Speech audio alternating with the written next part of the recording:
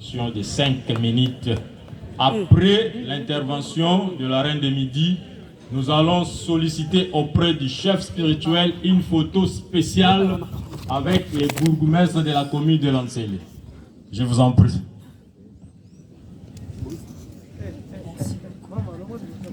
Pardon.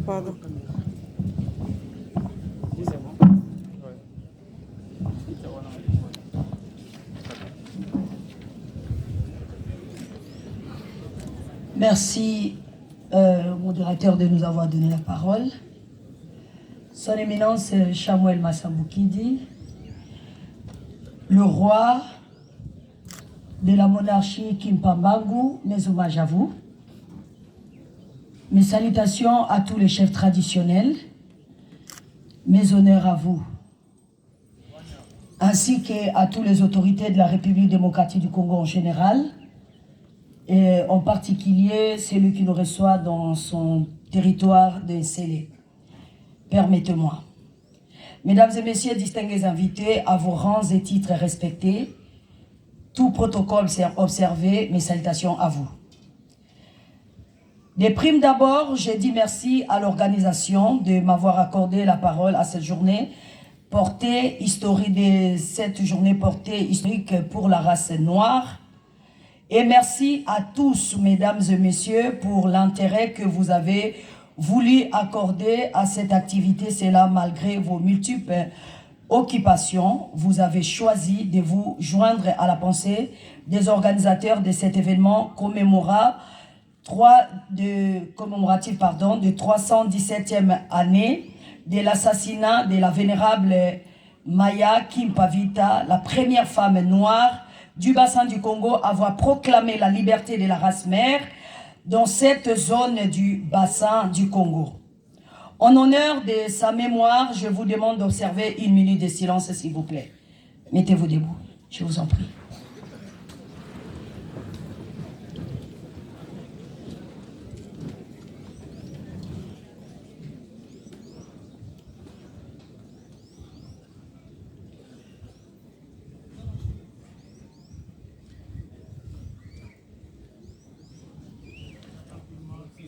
Merci.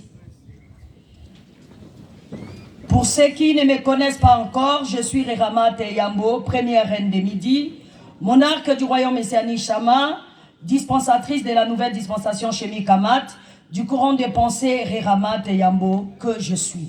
Je m'appelle Bokoseko Elikamoui.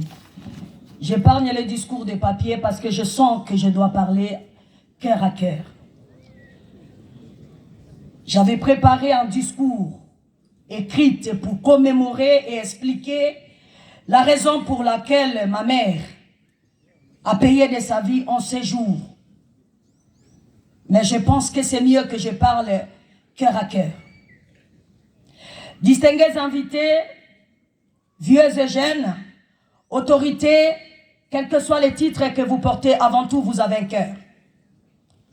Dans un monde où le patriarcat prône la pensée comme quoi la femme ne peut pas s'élever, ni parler, ni faire quoi que ce soit, je rends un vibrant hommage à des femmes telles que Maman Mouilou, qui a pris la peine de s'élever aux côtés de son mari, prendre le flambeau lorsque son mari ne pouvait plus rien faire. Honneur à toi, Maman Mouilou Kiawanga.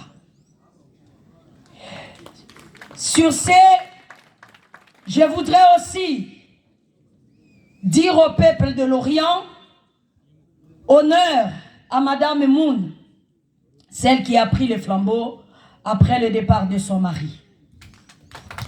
Mes honneurs à toi, Madame Moun. Il est vrai que la femme peut avoir la parole que lorsqu'elle est derrière son époux. Mais ici, on commémore une femme qui n'avait pas d'époux. Cela veut dire tout simplement que la femme peut s'élever et parler.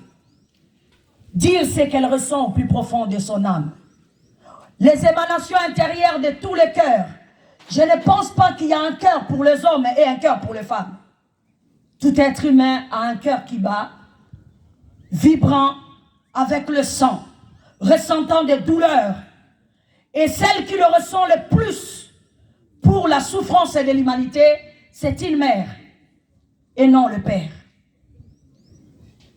En tant que la dispensatrice de la méritocratie Bokosessence, je voudrais ici que chaque être humain essaye de comprendre. On ne bâtira pas un monde de paix aussi longtemps que la méritocratie ne reprendra pas les commandes. Aussi longtemps que la place de la femme n'est pas prise en compte. Aussi longtemps que la femme n'est pas respectée à son titre, sans parler de son époux. Il faut que l'homme soit assis à la première chaise, que la femme soit assise après. Ça doit s'arrêter. Il faut que dans le lit conjugal, que l'homme soit celui qui dort dans la première place et la femme doit dormir derrière. Ça aussi, ça doit changer. C'est vrai, vous voulez un monde de changement. Mais le changement viendra lorsqu'on remettra de l'ordre. Parce qu'en ces jours, nous ici dans le bassin du Congo, nous pouvons aujourd'hui être appelés chefs spirituels, président de la République, ministre, quels que soient les titres que nous portons aujourd'hui, parce qu'il y a eu une femme qui s'est levée et qui a dit non, là où tout le monde disait non tout bas. Et elle a été brûlée vive. C'est une histoire que tout le monde le sait. Pour ceux qui ne le savent pas, vous avez aujourd'hui l'outil que l'Occident a mis à votre contrôle, c'est-à-dire l'Internet, pour aller comprendre l'histoire. 317 ans aujourd'hui de sa disparition, plus vivant que jamais. Mais sa pensée n'a toujours pas été respectée. Comme si la vie ne comptait que par le sang. Le fait qu'elle n'a pas laissé les enfants visibles, portant son sang, il a fallu que sa mémoire soit effacée. Que son lutte, son combat pour la liberté soit oublié. Parce que je ne pense pas qu'on doit suivre le combat de quelqu'un en méprisant son genre. Elle était bel et bien du genre féminin. Elle n'était pas une épouse comme Maman Mouilou, comme Madame Moun. Elle était elle-même ce qu'elle était. Elle était la monarque de cette monarchie Kimpambangu. C'est elle qui a commencé. En tant que la prééminence, j'aimerais que ses fils et ses filles biologiques, c'est-à-dire ceux qui ressentent dans leur cœur la vibration de continuer la lutte de la liberté. Oui, il faut un monde de paix, mais le monde de paix commencera dans l'unité. Et l'unité veut dire que chacun doit être lui. C'est comme ça on dira vous et moi. Je suis ce que je suis, de la race mère, la race solaire. Les blancs m'ont appelé race noire. Et si on écrit la Bible noir sur blanc, ça veut dire que c'est moi qui dois être au-dessus. Et que les blancs doivent être en bas.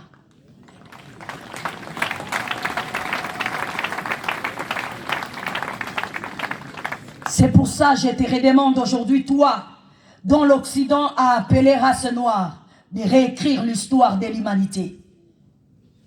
Parce que cette écriture partira du cœur, dans le respect du courant des pensées, en respectant l'ordre chronologique des choses. C'est pas parce que c'était une femme, et c'est pas parce qu'elle n'a pas mis au monde des enfants sanguins, que sa mémoire doit être oubliée. Et on ne peut pas servir de son lutte, de son histoire, pour prôner la liberté, tout en méprisant sa femme dans la chambre à coucher, tout en se battant contre sa femme, sur qui va s'asseoir devant et qui va s'asseoir derrière. Non, ça doit changer. Il faut que ça change. Quant à vous, la race mère qui a oublié qui vous êtes, s'accrochant derrière d'autres races, au nom des richesses matérielles, financières ou économiques, parce que vous pensez que la pensée des autres est toujours la plus meilleure. Laissez-moi vous dire, aussi longtemps que vous courirez derrière eux, jamais ils vont vous adopter comme étant des princes héritiers de leur trône. Rentrez donc chez vous. Construisons notre propre maison. Il est temps qu'on puisse apprendre de nos horaires.